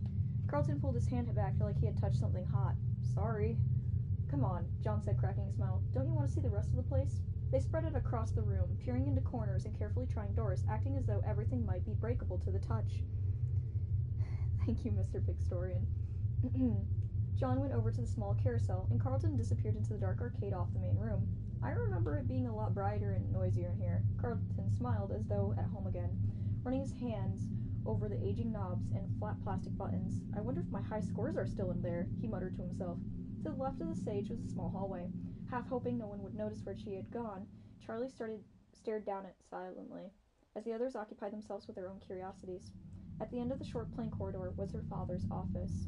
It had been Charlie's favorite place in the restaurant. She liked to play with her friends in the main area, but she loved the singular privilege of coming back here when her father was doing paperwork. She paused outside the closed door, her hand poised over the knob, remembering. Most of the room was filled with his desk, his filing cabinets, and small boxes of uninteresting parts. In one corner was a smaller filing cabinet, painted a salmon color that Charlie had always insisted was pink.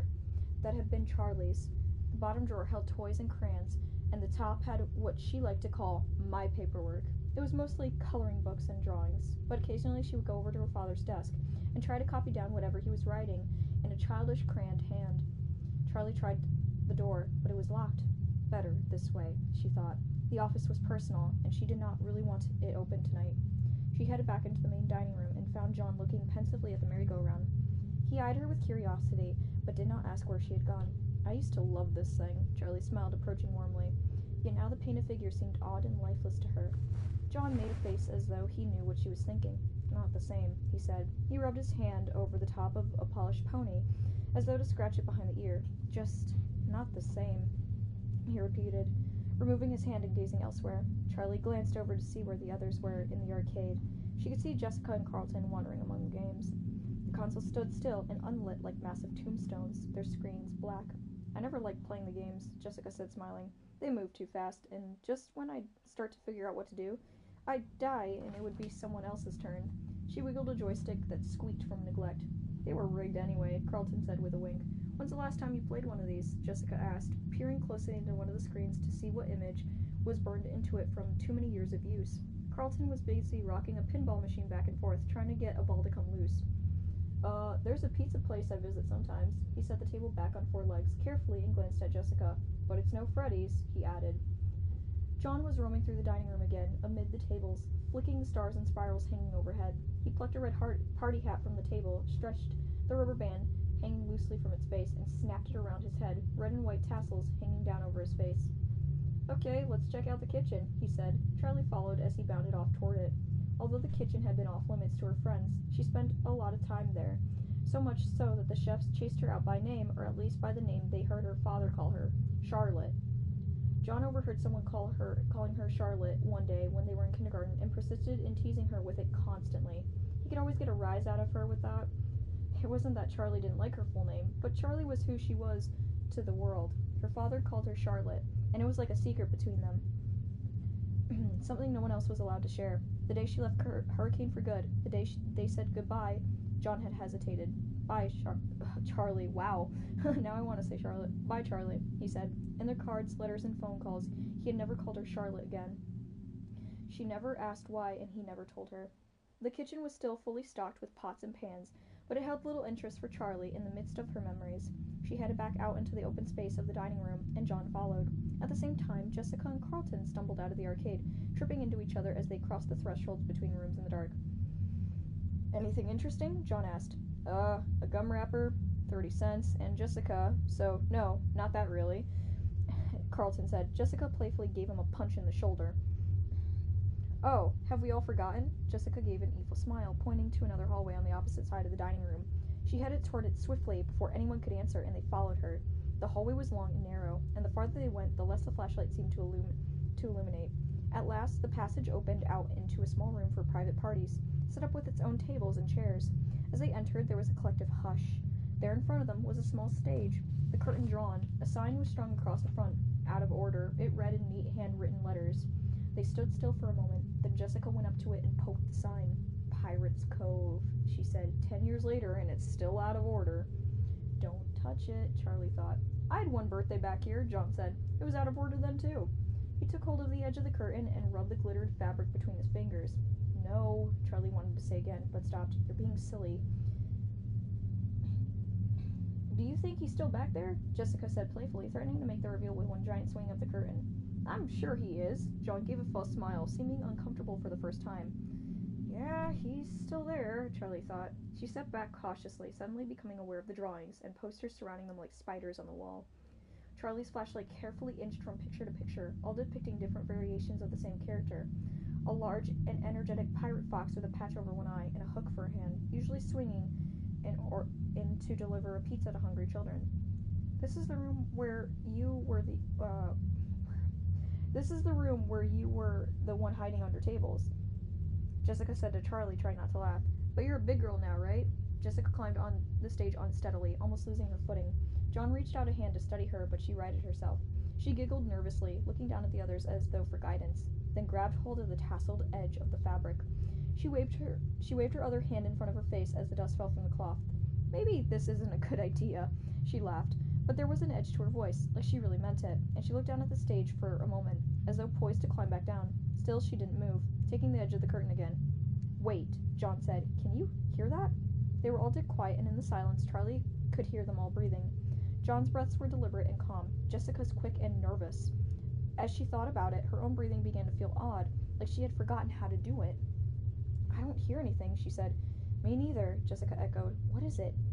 Music. It's coming from... He gestured back the way they had come. From the stage? Charlie cocked her head to the side. I don't hear it. It's like a music box, he said. Charlie and Jessica listened carefully, but their blank expressions didn't change. It stopped, I guess. John returned his gaze forward. Maybe it was an ice cream truck? Jessica whispered.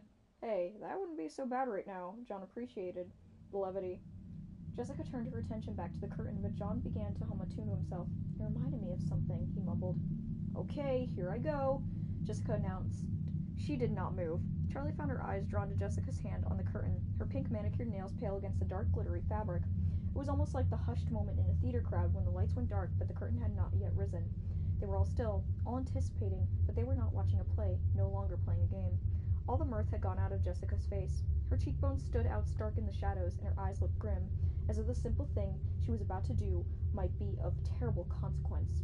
As Jessica hesitated, Charlie realized her hand hurt. She was making a fist so tightly her nails dug into her flesh, but she could not force her grip to loosen. A crash sounded from the back the way they came, a cascading clanging noise, ringing out and filling the whole space. John and Charlie froze, meeting each other's eyes in sudden panic. Jessica dropped the curtain and leaped off the stage, bumping into Charlie and knocking light out of her hands. Where's the way out? She exclaimed, and John came over to help. They hurriedly searched the walls, and Charlie chased the light beam spiraling across the floor. Just as they were all back to their feet, Carlton came trotting in. I knocked over a bunch of pots in the kitchen, he exclaimed, an apology amid the panic. I thought you were with us, Charlie said. I wanted to see if there was any food left, Carlton said, not making it clear if he'd found anything or not. Seriously? John laughed. That guard might have heard, Jessica said anxiously. We have to get out of here.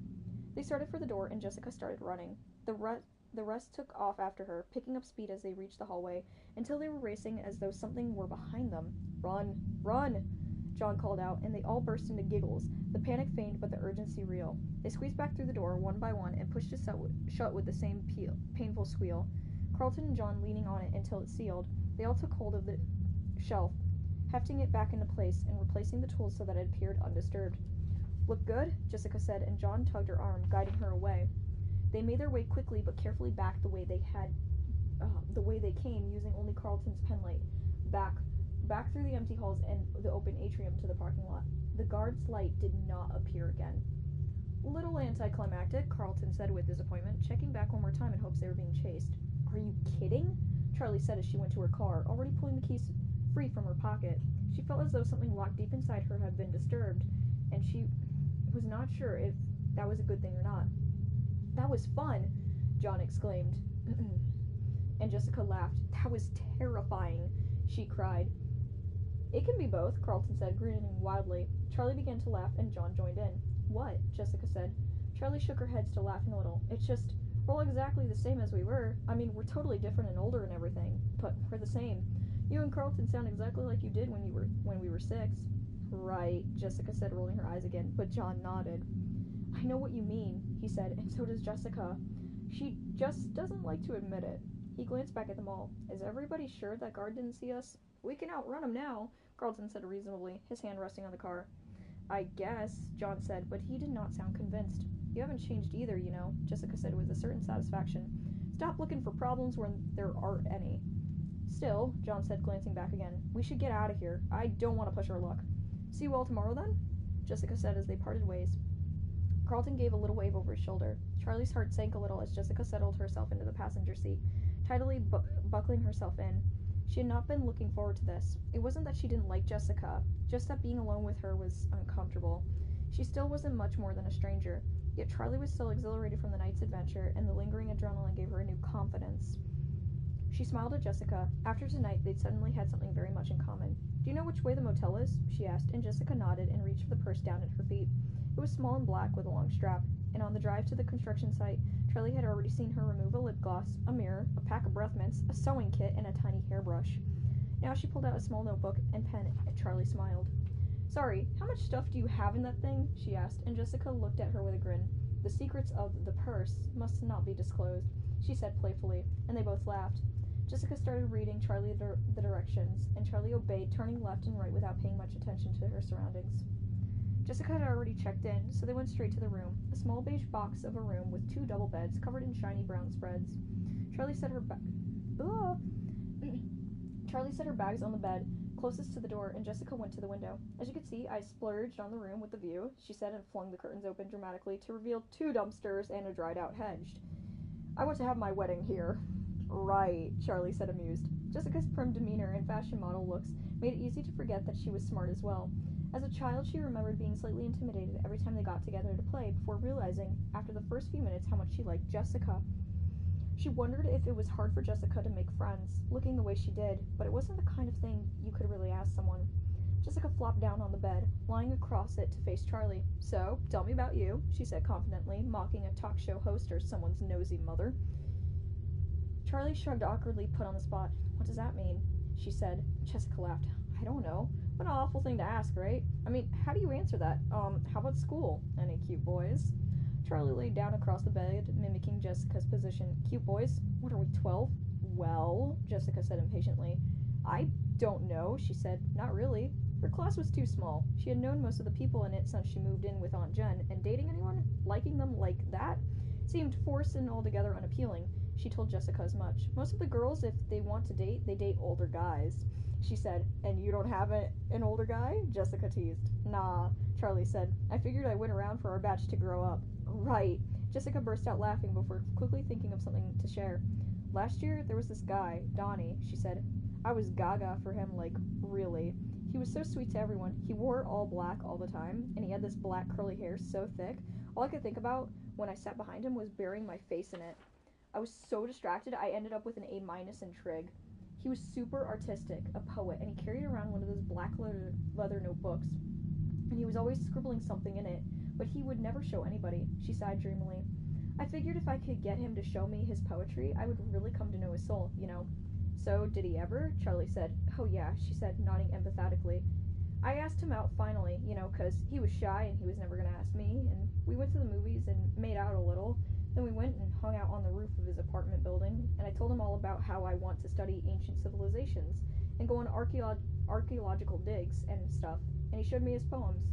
And did you come to know his soul? Charlie said, excited to be included in this girl talk, something she felt like she'd never really gotten in to participate in before. Charlie nodded eagerly, but not too eagerly.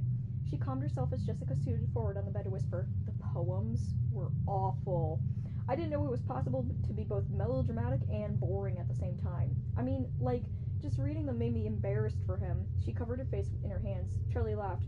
What did you do? What could I do? I told him it wasn't going to work out and went home. Wait, right after you read his poetry, I still had the notebook in my hand.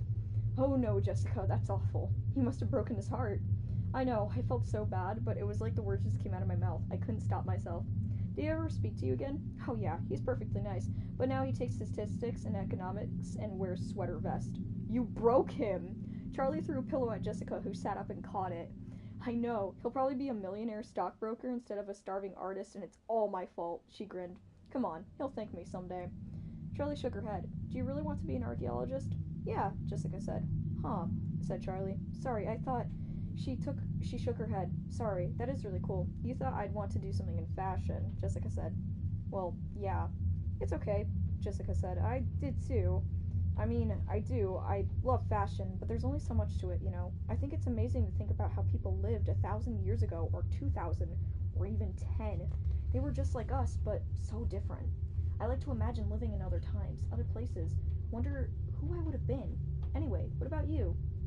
Charlie rolled over onto her back, looking up at the ceiling. The tiles were made of loose stained styrofoam, and the one above her head was askew.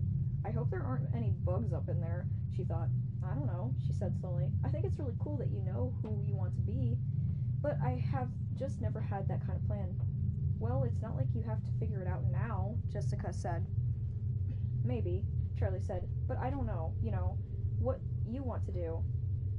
Oh, but I don't know, you know, what you want to do. John's known since he could hold a pencil that he wanted to be a writer, and he's already getting published. Even Carlton, I don't know what he has planned, but you can just see that there's a scheme brewing behind all his kidding around.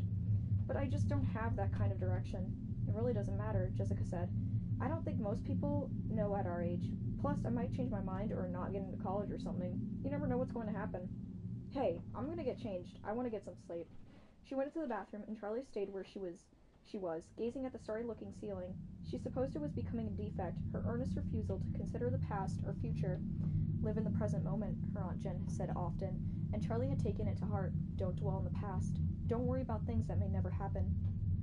In 8th grade, she had taken a shop class, vaguely hoping the mechanical work might spark something of her father's talent, might unleash some inherited passion lying latent within her, but it had not.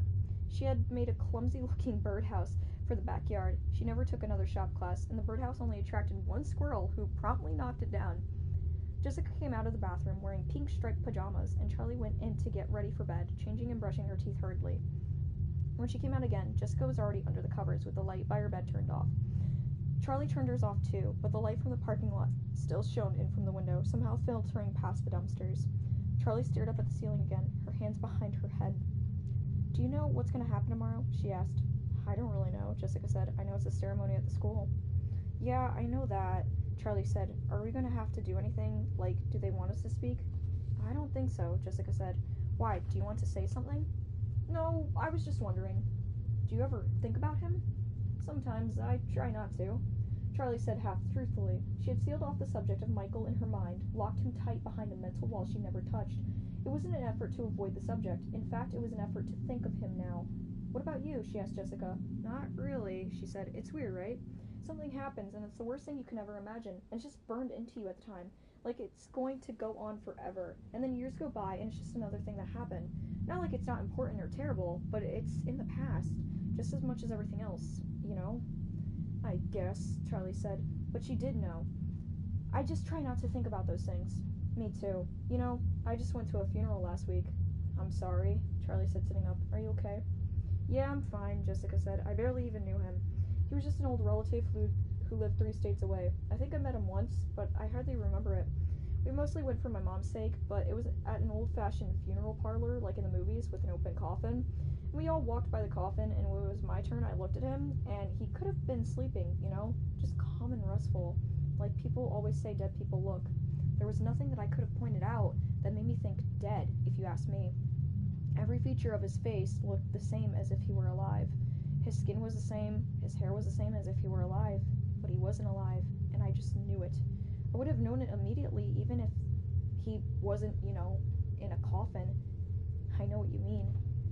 There is something about them when they're... Charlie said softly. It sounds stupid when I say it, but when I looked at him, he looked so alive, and yet I just knew that he wasn't. It made my skin crawl. That's the worst thing, isn't it? Charlie said. Things that act alive but aren't. What? Jessica said. I mean, things that look alive but aren't. Charlie said quickly. We should get some sleep, she said. Did you set the alarm? Yes, Jessica said. Good night. Night. Charlie knew sleep was still a long way off. She knew what Jessica meant, probably better than Jessica did. The artificial shine in eyes that followed you as you moved, just like a real person's would. The slight lurch of realistic animals who did not move the way a living thing should. The occasional programming glitch that made a robot appear to have done something new, creative. Her childhood had been filled with them. She had grown up in the strange gap between life and not life. It had been her world. It had been her father's world. Charlie closed her eyes. What did that world do to him? That's chapter 2. My throat is killing me again. Oh my god, Scott Cawthon, why? Why did he make the chapter so long? I love it. I love the descriptions. But holy shit, dude, please. My throat is killing me. Dear Lord. Dear Lord, have mercy. Oh my god. Oh. Okay. That is, yeah, it is. Holy shit. See, it's different when I read it just by myself in my head and I'm reading it in my head because I'm a speed reader. But when I'm reading stuff like that out loud for you guys, it's just like, holy shit. Oh, I know I'm out of the play area. Give me a minute. Oh, my foot fell asleep. Oh my god. Oh, okay. Dude's been waving at me for God knows how long. Oh, he started waving again. Hi, buddy. Hi, baby. Mwah. Oh. Here, take your crotch goblin. It's your turn to watch her. Oh my god. I can feel my bones cracking right now. Holy shit. Oh. Bitch. Okay. Alright. Hello? Come on. Work with me here. Come on. Damn you. Okay. So obviously, next stream, tomorrow's stream is going to be me reading chapter 7 and possibly 8 for Wings of Fire Darkstalker. I'm going to change the time from 3 o'clock to 6 o'clock because, yeah, I'd rather do it a bit later so that more people can join in, and all that stuff. So I will be doing that tomorrow, and then there will be the one day where I do just a fun little stream. I'm probably just gonna play Minecraft and just goof off with friends, shit like that. So yeah, I will see you guys tomorrow, hopefully. Tomorrow. And yeah, the rabbit's gonna kill me.